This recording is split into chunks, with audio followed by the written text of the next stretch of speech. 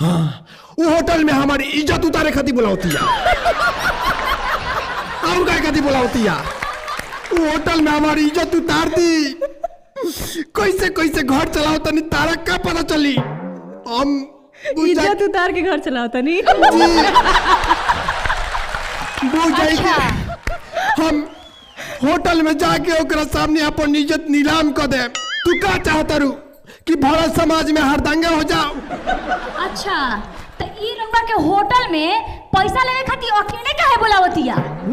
बताइए भाई। होटल में बुला के हमरे के अकेले में बेइज्जत करे के चाहतिया। तू का चाहता रू कि समाज में हम बेइज्जत होगी? बोला यही से हम अकेला में जाके ओकरा सामने अपन इज्जत उतार दी ले और तारा से ज्यादा ओकरा के प्यार दी ले।